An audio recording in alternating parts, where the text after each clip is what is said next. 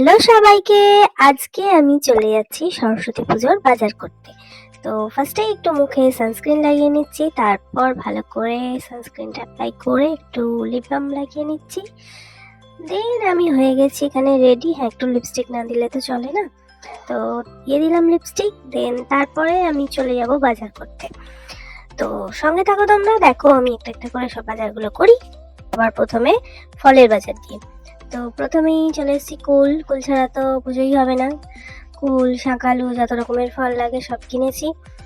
দেন আমি তারপর চলে এসেছি দশকর্মা বাজার করতে। দেন এখানে চলে এসেছি ঠাকুর নিতে। তো প্রত্যেকটা প্রতিমাই এত সুন্দর ছিল, কোনটা ছেড়ে কোনটা নেবো বুঝে উঠতে পারছিলাম না। দেন আমি একটা সিলেক্ট করলাম, সেটা তোমরা পরে দেখতে পাবে। তারপর চলে এসেছি ফুলের বাজার করতে। মালা নিলাম একটা সাদা, যেহেতু ঠাকুর হলুদ কালারের শাড়িটা পরেছে ওই জন্য সাদা রঙের মালা নিলাম। দেন আমি সকাল সকাল উঠে রেডি হয়ে নেবো। চোখে এখনো ঘুম আছে, চোখ দেখো ফুলে আছে, কোনো রকমের তাড়াতাড়ি করে একটুখানি হালকা সেজেই চলে যাব রেডি হয়ে পুষ্পাঞ্জলি দিতে। তো হয়ে গেছি আমি এখানে রেডি, মা আর আমি যাচ্ছি। আর এইখানে চলে এসেছি পুষ্পাঞ্জলি দিতে। এখানে আমাদের ঠাকুর মশাই পুজো করছে। দেন আমরা দেখো ডেকোরেশনটা দেখে নিই কেমন লাগছে জানিও। আর এই হচ্ছে আমাদের প্রতিমা, কি সুন্দর মিষ্টি লাগছে না? তো এইটা ছিল আমার ফাইনাল লুক দুপুরবেলার।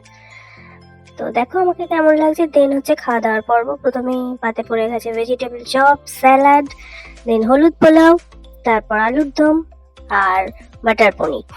তারপরেই চলে এসছে আমাদের চাটনি আর পাঁপড়। তোমরা চাটনির সাথে পাঁপড় কে কে ভালো খাও আমাকে জানিও। তারপর শেষ পাতে ছিল আমাদের রসগোল্লা। তারপর আমি বাড়ি এসে ভিডিও করিনি, তারপরের দিন করলাম। Bye bye.